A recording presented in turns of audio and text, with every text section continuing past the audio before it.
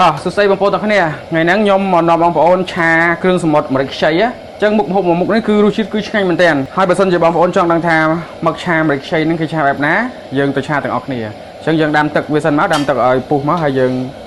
នៅនេះយើងមានស្លឹកក្រូចមានស្លឹកគ្រៃមានម្ដេងយើងដាក់ដើម្បីកាត់ឆ្អាបគ្រឿងសមុទ្ររបស់យើងណាអញ្ចឹងគ្រឿងសមុទ្ររបស់យើងស្រស់តែកុំស្រស់ឆ្អិនពេកឆ្អិនបន្តិចបានហើយស្រស់វាមកល្មមបានហើយកុំឆ្អិនពេកអូខេតោះអញ្ចឹងយើងដាក់ស្រស់មកយើងមានមឹកយើងមានបកាយើងបកសបកវាមកហើយមិនបកក្បាលវាទេយើងបកតែសបកវាហើយយើងវះខ្នងវាតិចមកទុកកតុយទុកក្បាលវាណាយើងបកតែសបកខាងខ្លួនវាហើយសម្រាប់មឹកនេះយើងដកអាសកៃវាខាងក្នុងចោលមកស្រស់កុំឆ្អិនពេកស្រស់មកល្មមបានហើយបើសិនជាយើងស្រស់ឆ្អិនយើងយកទៅឆាទៀតមឹកហ្នឹងនឹងស្វិតហើយមឹកនឹងស្វិតទូចឃើញទូចសម្រាប់បកាអត់អីហ្មងទេប៉ុន្តែកុំឲ្យស្រស់វាឆ្អិនអញ្ចឹងប៉ុណ្ណឹងបានហើយនេះឃើញអត់ប៉ុណ្ណឹងបានហើយនេះប៉ុណ្ណឹងយើងអាចឆាបានហើយតោះអញ្ចឹងយើងទៅឆាតោះបងប្អូនអញ្ចឹងយើងបើកខ្ទះយើងឲ្យក្តៅមកហើយយើងដាក់ប្រេងឆាចូលអូខេយើងដាក់ប្រេងឆាចូលមិនឃើញដាក់មកវែកហ្នឹងឆាទាំងមកវែកហ្នឹងណាបងប្អូនអានេះជាទម្លាប់បងប្អូនជាទម្លាប់ហើយទម្លាប់មួយហ្នឹងបងប្អូនមេចុងភៅធំអាសាធ្វើពេលដែលគាត់ចូលឆាគឺគាត់តែធ្វើវាជាទម្លាប់មួយដែលធ្វើឲ្យខ្ទះរបស់យើងឆាអត់ជាប់ហើយឆាលើបអលងល្អអញ្ចឹងអាហ្នឹងគឺជាតិចនិចក្នុងការឆាដែរអញ្ចឹងបងប្អូនអាចរៀនធ្វើបានតោះអញ្ចឹងយើងចាប់ផ្ដើមដាក់ខ្ទឹមឆាមកបងប្អូនយើងដាក់ខ្ទឹមឆាមកហើយឆាឈ្ងុយបន្តិចមកយើងដាក់បន្លែរបស់យើងចូលបងប្អូនណាចឹងបន្លែរបស់យើងមានការ៉ុតមានខ្ទឹមបារាំងមានម្ទេសផ្លោកម្ទេសហិលបងប្អូនហើយនឹងម្ទេសម៉ាឡេក្រហមហើយនឹងម្រេចអាហ្នឹងជាតួឯករបស់យើងឯងម្រេចខ្ចីហ្នឹងណា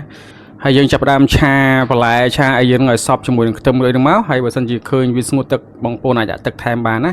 ចឹងយើងដាក់ទឹកតិចមកដើម្បីកុំឲ្យខ្លោចខ្ទឹមព្រោះខ្ទឹមយើងពេលដែលយើងឆាបន្លែឆាទៅគឺវានៅតែស្ងួតវាអត់មានទឹកអញ្ចឹងវាអាចនឹងខ្លោចក្រៀមអញ្ចឹងយើងអាចជះទឹកចូលតិចមកដើម្បីកុំឲ្យខ្ទឹមយើងខ្លោចណា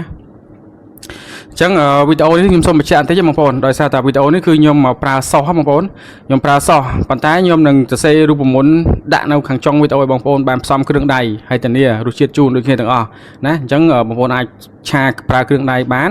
ហើយបើសិនជាបងប្អូនអត់ចង់ឆាប្រើគ្រឿងដៃទេបងប្អូនអាចទិញរូបមន្តសោះពីខ្ញុំបានទិញរូបមន្តសោះមិនមែនទិញទឹកសោះណារូបមន្តសោះហ្នឹងគឺតែ$10បងប្អូនអាចទិញទៅយកទៅធ្វើខ្លួនឯងបានហើយសម្រាប់រូបមន្តទឹកសោះមួយហ្នឹងបងប្អូនចង់ឆាយក៏បានដែរដូចខ្ញុំបញ្ជាក់អញ្ចឹងខ្ញុំបញ្ជាក់ផ្សេងទៀតចង់ឆាយក៏បានដែរទឹកសោះមួយហ្នឹងគឺអស្ចារ្យមែនទែនណា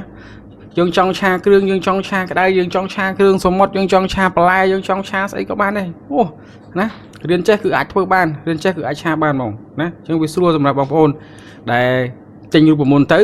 អត់ពិបាកក្នុងការទិញទឹកសោះណាអញ្ចឹងយើងបើសិនជាយើងមិនចង់ទិញទឹកសោះទេយើងអាចទិញជារូបមន្តទៅហើយយើងធ្វើទុកទៅធ្វើទៀតដោយសារតែយើងមានរូបមន្តនៅក្នុងដៃហើយតែសម្រាប់ខ្ញុំអត់ទេខ្ញុំប្រើសោះព្រោះខ្ញុំបានធ្វើសោះហើយសោះរបស់ខ្ញុំដូចខ្ញុំបញ្ជាក់អញ្ចឹងចង់ឆាស្អីក៏បានដែរណាឲ្យតែឆាហើយរសជាតិគឺអែមខ្លាំងហើយសម្រាប់ឆាមួយនេះគឺខ្ញុំប្រើសាតេต้มយำនេះបងប្អូនអញ្ចឹងយើងដាក់សាតេต้มយำនេះដើម្បីបង្កើនរសជាតិហើយក្លិនឈ្ងុយមែនតើហើយសាតេនេះដែរគឺដូចខ្ញុំបញ្ជាក់អញ្ចឹងវីដេអូមុនគឺធ្វើដោយខ្លួនឯងបងប្អូន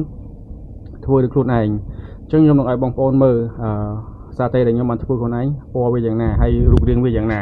ណាគឺរូបរាងវាគឺដូចរបស់គេបែបបត់បងប្អូនណាអត់មានខុសរបស់គេទេហើយខ្ញុំធានារសជាតិជូនគឺឆ្ងាញ់អញ្ចឹងបើសិនជាបងប្អូនចង់បានគ្រឿងធ្វើសាតេต้มយำនេះអានេះ$20បងប្អូនដោយសារតែយើងអត់ធ្វើpromotionទេណា$20ហើយបងប្អូនអាចធ្វើអានេះលក់បានណាអាសាតេต้มយำហ្នឹងល្អណាព្រោះដោយសារតែវាដូចរបស់គេសុទ្ធហ្មងវាអត់ដូចគ្នាយើងដែលខ្ញុំឃើញធ្វើមួយចំនួនគឺធ្វើអត់ត្រូវទេអញ្ចឹងរបស់ខ្ញុំគឺខ្ញុំធ្វើត្រូវហើយពេលយើងដាក់ហើយយើងអាចដាក់មឹកបងយើងចូលហើយដាក់មឹកដាក់បកាយើងចូលមកក្លុកវាតិចមកក្លុកតិចឲ្យសប់ជាមួយនឹងបន្លែតិចមកឆ្អិនហើយព្រោះដោយសារតែបកាយើងបានស្រស់ហើយម្សៅហើយរសជាតិគឺឆ្ងាញ់ខ្លាំងមែនតើបងប្អូនណាបើសិនជាបងប្អូនចង់ញ៉ាំអាចធ្វើបានណាអត់ពិបាកទេប៉ុន្តែនេះស្រួលហើយបើសិនជាខ្វះសាតេต้มយำអីបងប្អូនអាចទិញរូបមន្តទៅធ្វើទៅឬក៏ទិញនៅតាមផ្សារមានណាអញ្ចឹងជាចុងក្រោយយើងដាក់ស្លឹកខ្ទឹមណាបងប្អូនយើងដាក់ខ្ទឹមហើយគឺហើយរួចរាល់ហើយយើងអាចដួសដាក់ចានបានឆ្ងាញ់បងប្អូនឆ្ងាញ់អូខេអញ្ចឹងនេះគឺជាគ្រឿងសមុទ្រឆាម្រេចខ្ចីដែលយើងបានឆាហើយឃើញថារូបរាងពណ៌សម្បុរគឺល្អមែនតើហើយខ្ញុំបានញ៉ាំហើយគឺឆ្ងាញ់ខ្លាំងហើយដែលខ្ញុំអង្គុយមកអាត់សលេងសារថ្មីដោយសារតែអំឡុងពេលដែលខ្ញុំថតគឺម៉ៃមានបញ្ហាអញ្ចឹងហើយទៅអង្គុយអាត់សំឡេងសារថ្មីណា ហើយបងប្អូនអាចយកទៅធ្វើបានណាអរគុណច្រើនសម្រាប់ការទស្សនាវីដេអូមួយនេះ